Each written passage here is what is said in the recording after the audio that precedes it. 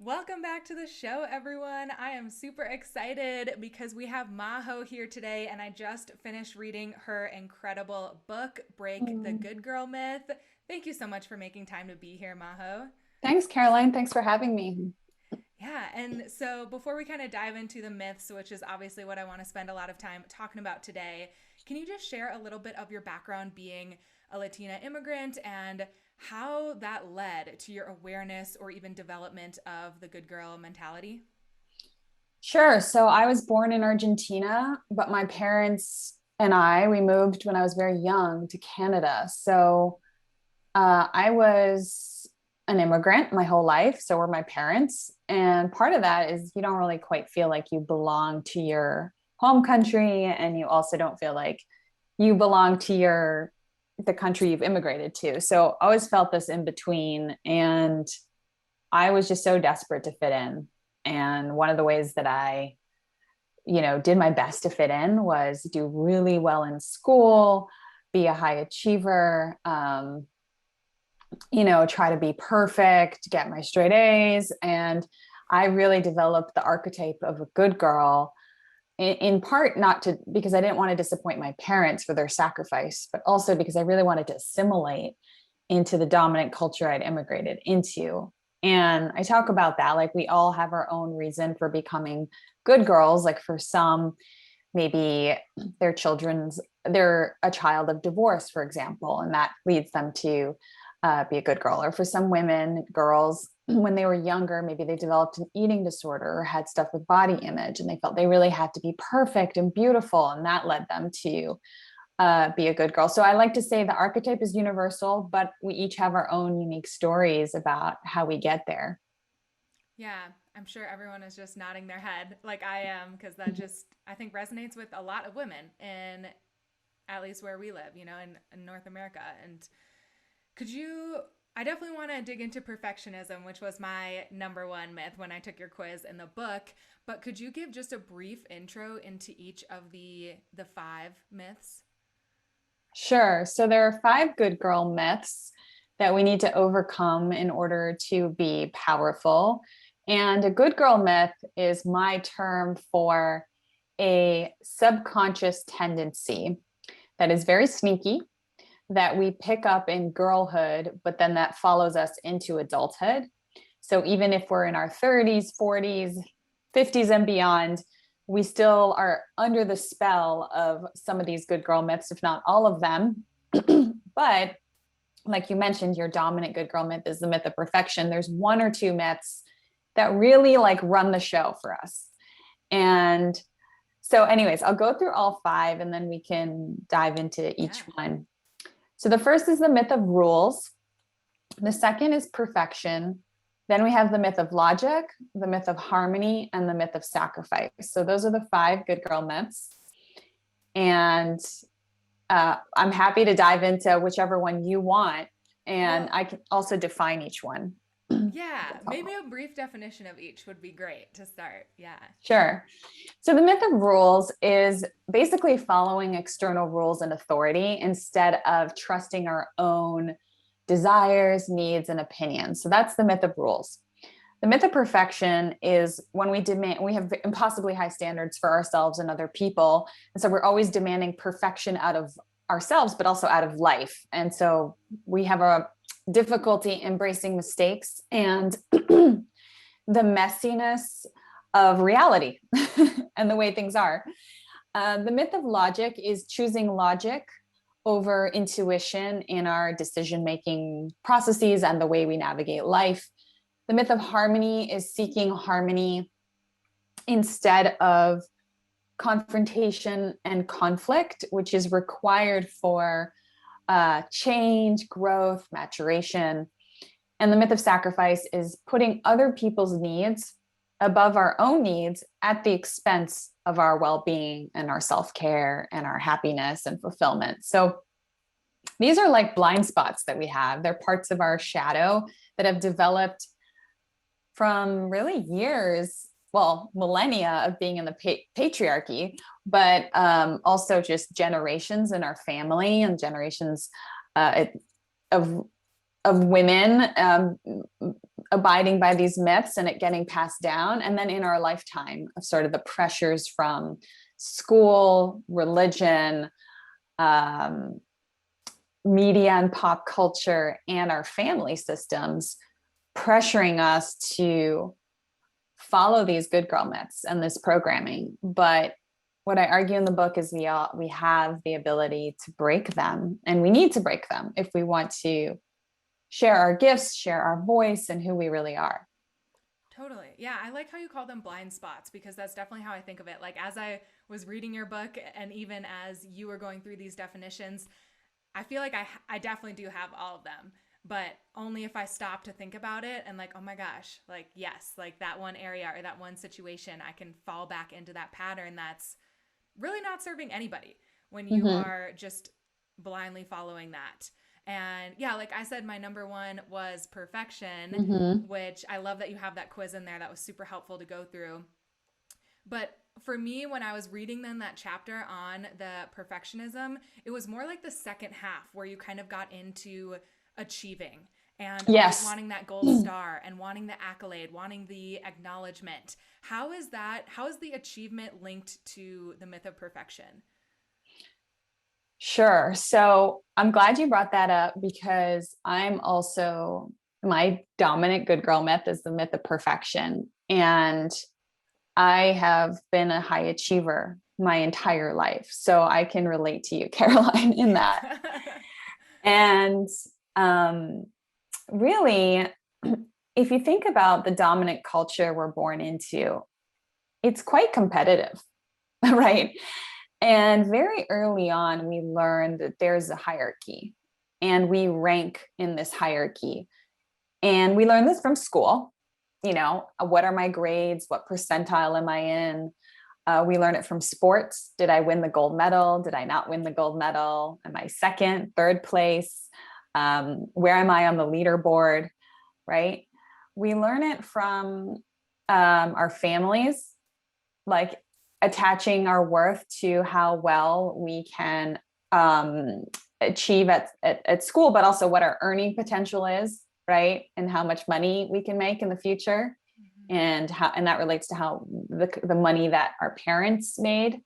So it's all interrelated in terms of living in a highly competitive and capitalistic culture that has some people might call it masculine, but hyper patriarchal way of functioning, which is, hey, let's get to the top of the mountain. And if we have to burn out while we get there, and if we have to struggle and, get ill and sick on our way up there, well, so be it, because like our goal is to get to the top of Mount Everest and conquer, and that just kind of mentality of like conquering and and there is some beauty in it as well. So I'm not saying that there isn't some deep satisfaction we can get from getting to the top of the mountain. But, for a lot of people who do get there, you talk to, athletes who have won gold medals, and you talk to people who have won Nobel Prizes. It's like, that's really not the meaning of life. Like, I hate to break it, like winning those prizes, and maybe it's not breaking it, maybe this isn't a surprise to many of you, but winning those external awards is not why we're here. It's almost like a big illusion, a big game we're caught in. And so I think that early on we somehow hook our worth to our achievements and these external awards.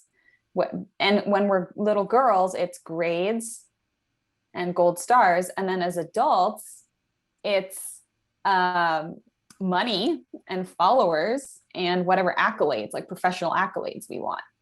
And so it continues. It just takes a different shape. Yeah. It's no longer gold star. It's a follower now. It's no longer a grade. It's how much money you made in that launch, or how big your paycheck is. And so there is still some hooking of the worth to this external thing, and that needs to change. And that's been a big process for me, and I'm sure for you too. And I'd love to hear like what you feel has worked for you in breaking this myth.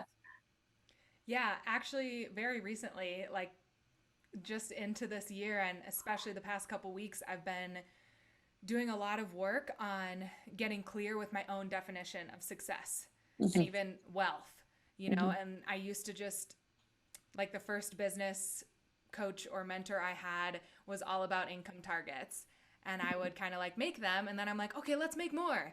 Hmm. And I don't work with that person anymore, but there was a period of time where I was just like, I am totally stuck in my own rat race because I don't even have any competition. I'm an entrepreneur, you know, I'm just in my own lane, but still I was just linking my own happiness or whether or not I could be proud of myself to what was my income that month. And Hmm. so I've spent a lot of time kind of trying to undo that and just get back to, you know what, actually, success to me is, you know, being able to always buy organic foods and to be able to take time out of my day on Friday to go hike outside in Hmm. the beautiful Colorado environment that I live in. So, yeah, rewriting that and just starting to be aware was actually really hard. Hmm. but It's super like hard. really helpful. Yeah. Yeah, because you're going really deep into some deep programming that Mhm. was seeded into you since childhood Totally. and doing the work as an adult to unpack and unlearn it. Yeah. So kudos to you, because I feel like that's really big. And, you know, as much as an entrepreneur, you feel like you're in your own lane, you know, you go onto Instagram, you go onto social media right Yep. now, and there's so much comparison. And for someone with the myth of perfection, or if you grew up constantly being sized up to other people, it's just inevitable for us to go onto these platforms and compare and see, wow, this other entrepreneur had an amazing, seems to be making seven figures. And oh, Mhm. this other, and then the mind goes into, oh, I'm not enough. Either I'm not good enough or I'm not doing enough. And it's just making us all sick. Yeah. And, you know, I think that doing the inner work is so important, but also being really smart about where we hang out. Yes. Mm-hmm. Yeah, and I feel like everything we are talking about is so critical for people with fitness and nutrition goals or physique Mm-hmm. goals or health goals or whatever that may be. And one topic I specifically wanted to ask you about was this term of self-sabotage.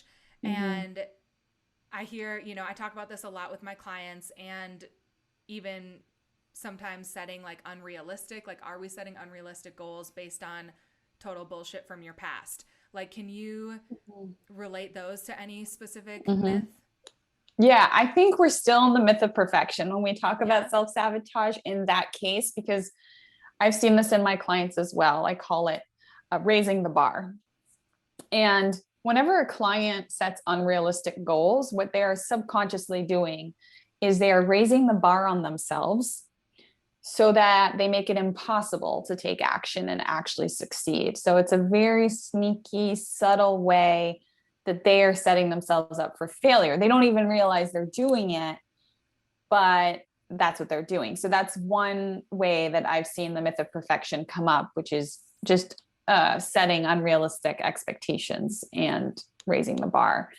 That that's big. And so our work as guides, coaches, has been to help people scale down their expectations and their goals. I know it sounds counterintuitive, but I like to Yeah. say dream big, but when it comes to goals, take small steps. And that's why I'm so passionate about prototyping, which I spend a great deal of time talking about in the myth of perfection, Yeah. which is really running small experiments to see what works before setting these big, hairy, ambitious goals that are really externally defined because we saw X person set that goal, or it just seems, or we got the idea from some blog or some, you know, whatever. And so running your own little experiments is so important to see, like, okay, what actually works for me and where do I want to go from here? I actually think it's more prototyping. I have an Insta story about that, or a reel I made, but the difference between prototyping and goal setting, because I actually think prototyping is almost more effective than goal setting, because you ask yourself questions and you run experiments to find the answer, and it's more exploratory. Whereas goal setting is like, I'm making up some goal and, you know, working backwards from it. And I just don't know that that's as effective for a lot of people who actually don't know what they want to manifest yet. Totally. Yeah, and that kind of goes back to even like the masculine feminine energy and trying to balance that out a little bit, because it's not like you don't have to just go for 110%. You can have like fun with it, play with Mm-hmm. it, and be like, okay, well, instead of being like I'm going to do a bodybuilding competition and just go nuts with it, like what kind of workouts do you enjoy? Mm-hmm. What are fun ways that you are moving your body throughout the week, and what can you stay the most consistent with?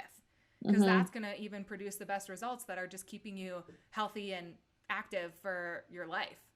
Yeah. Mm-hmm. Yeah, you're getting into more intrinsic motivation.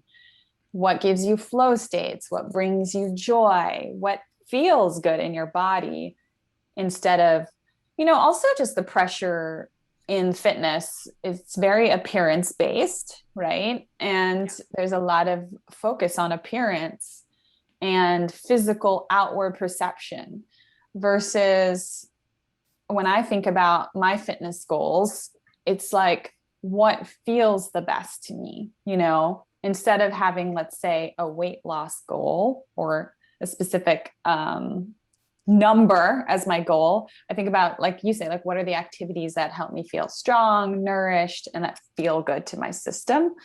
That has been way more successful way for me um, to take care of my body than having some kind of like number in mind. Exactly. Yeah, I totally Mm-hmm. agree with you on that. And that was kind of another piece that I wanted to ask you about is how can people start realizing, cuz I hear so often like I just want to hire you to diet.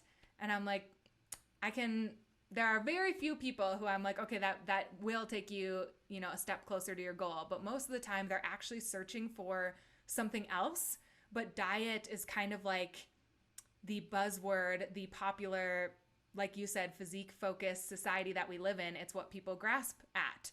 So, Mm-hmm. what are some ways that people can start like reflecting and turning inwards to notice, like, is that actually what I want? Or how can I start digging a little bit deeper to figure out what's really going to take me to where I truly deeply, like, where my soul wants to go? Mm-hmm. Yeah, I talk a lot about this in the chapter on the myth of rules.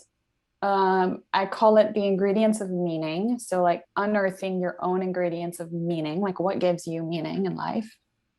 And I have journaling prompts and the meditation. I even point to like a death meditation you can do to really help wake you up to what matters. And I alluded to them before, some ingredients of meaning. So there's what I call looking at sort of positive states like joy and flow. And then, and a lot of people are surprised by this, there's also looking at what have been our greatest challenges in life. And I have found that kind of going into, well, where have I really suffered and what has been really hard for me in this lifetime so far? What have I overcome? It can be something external, but it also can be internal shifts you've had to have. And looking at those and thinking like, okay, do I have a story to tell here, or can I guide other people in this? And so I find that both looking at our positive states like joy and flow, but also looking at negative states and extremes, like what has been painful to us, or it's almost like you have to go to the extremes to sort of unearth the more meaningful ingredients that then you use. Why do I call them ingredients? Is because you use them to brainstorm new pathways and for your career, for your well-being. You use these ingredients to start to basically design your way forward and the life that you want. But these are like the base ingredients. And a lot of people skip over them because, or they don't know to do the work, the inner work of excavating them. They're handed the program and then Yeah. we default into it versus sort of doing this excavation of what are the things that truly give me meaning. So that's what I recommend in that chapter. Yeah, I love that. That's a really good strategy to just dig a little bit deeper before you're. It's almost I like how you said ingredients, yeah, because it's like we look at the frosting or the icing on the Mm-hmm. cupcake is so pretty, but like, what about everything else that went in Mm-hmm. to really create that? Yeah, I love that. And I was curious too, just with your own work, do you have any experiences of women that you've worked with who have started to break free from their cages of the myths and seen changes, like specifically with their relationship with their body or with fitness? Oh, that's a good question with body and fitness. So I have one example of a client in the under the good girl myth of harmony. Mm, So to just to remind everyone, harmony is when you're sort of avoiding conflict and confrontation and difficult conversations that you need to have. Um, in order, these conversations are things you need to have in order to change, grow, transform. So you're kind of like stagnating. If you're in the myth of harmony, you're in a stagnation mode. You're just swallowing your true feelings about things and you're not using your voice. And it's kind of stacking up against you over time. And I gave the example of a client, her name was Jyoti. And she was, so isn't specific to fitness, but it is specific to our bodies. And I think that's important because our bodies also, as women, are a place of kind of taboo, you know? We don't like to, it's our private territory. And we don't necessarily like to talk about what our bodies are going through, yeah. particularly in specific areas of well being. But in this case, it had to do with sexuality. So Jyoti was in a relationship, a long-term relationship, and every time she had sex with her partner, it was painful for her. And there was this like elephant in the room, like she needed to have a difficult conversation with her partner and let him know that this isn't working anymore. But she just delayed it and delayed it and delayed it because of the myth of harmony. You know, she wanted the relationship to be easy. And she'd also been taught not to speak about these things and not to use her voice and that it was taboo. And it was only until she was able to have the difficult conversation that she was, and also look at her own shame around it, that she was able to get help and start a recovery process so that they could and this really came up because I wanted to conceive a baby so she could no longer not face it. Yeah. Um, and so I think that when it comes to our bodies, it can be easy to isolate and not talk about what we need to talk about and not vocalize what's going on with us, particularly if it's taboo or there's anything shameful, like in how we're dealing with food or in how we are obsessing about working out, you know. And I think there's power to talking to someone you trust as a way to get any darkness or shame out so it doesn't have so much power over you. And in some cases, that's really having a difficult conversation with someone. If you're in a relationship, like maybe you're working with a fitness coach and their approach is not working for you. Instead of just continuing on with that fitness instructor and coach, you need to tell them, you need to give them feedback, you know, this isn't working. This is what is working. Because one of the things for women who are under the spell of the myth of harmony, the hardest thing is giving feedback. It's like so difficult, right? Yeah. So to practice communicating, I have a term for it in the book. I call it relationship hygiene. All our relationships need some scrubbing. And the way that we scrub them is through communication and having conversations that we need to have, even if they're awkward and uncomfortable, giving feedback we need to give, even if it's hard to deliver, as a way to allow the relationship to mature and get to the next level. Yeah, because it's like you can't always just believe that relationships or even anything you're going through is just going to expand forever, right? Yeah. Usually you have to have those little contractions and then expanding again, or like even with your breath, right? You can't just inhale forever.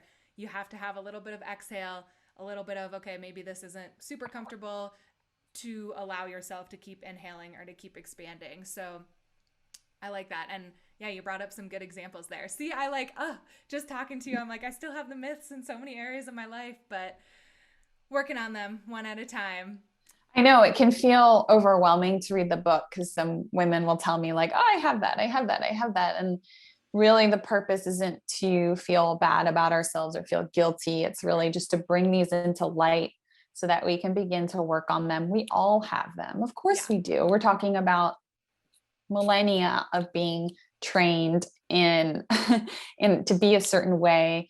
We're born into a world with very strict and defined gender scripts and gender roles. And so of course we all have them. There's nothing wrong with that. And it's just our work to notice them as they arise and choose a different way. I think that's important because I think without awareness, we can't choose a different path. Totally. Yeah, good point. It always comes back to that awareness, just starting to notice, where are these patterns playing out? Where are they really not serving me? And yeah, like you said, start to choose a different path, a different action to allow you to get to that next place. And I think it can be hard work, right? Just like you mentioned shadow. We've talked about shadow work on this podcast previously, and it's not necessarily like really comfy or like super easy, but it's always worth it to start to just unblock yourself and open yourself up to like a new way that you can do things. And what I think leads to a lot more joy and just a lot more happiness and freedom within different areas of your life too. Absolutely. Couldn't have said it better. Love that. And I know you have a tight schedule today, so I really want to be respectful of your time. But definitely before you go, I like to ask everyone if there is something specific you are trying to attract or manifest in your own life right now. Besides the book just blowing up.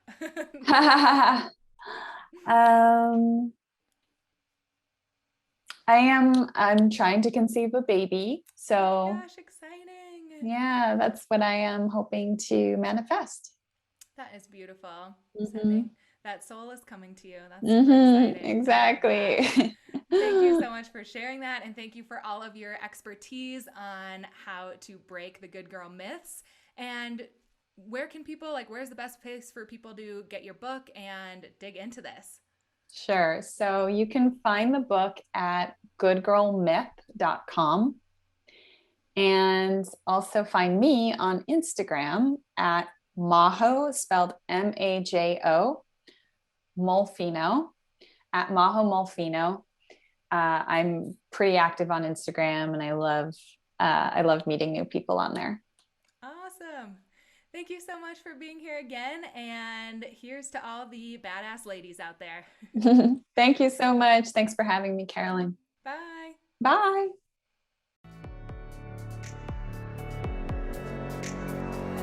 Do you feel energized and refreshed now? I hope this episode gave you a little boost to get out there and start manifesting your fittest, healthiest life. If you loved it, please help me out by writing a review and sharing this episode to your story. And seriously, just thank you so much for being here. For daily updates of what I've got going on and to connect further, be sure to follow me on Instagram and head over to ccowellness.com to learn more about my one-on-one coaching and find additional resources there, including my Goddess's Guide to Macros ebook, plus a few freebies. And remember, you are strong, you are capable of achieving anything you desire, and you are worthy of all your wildest dreams.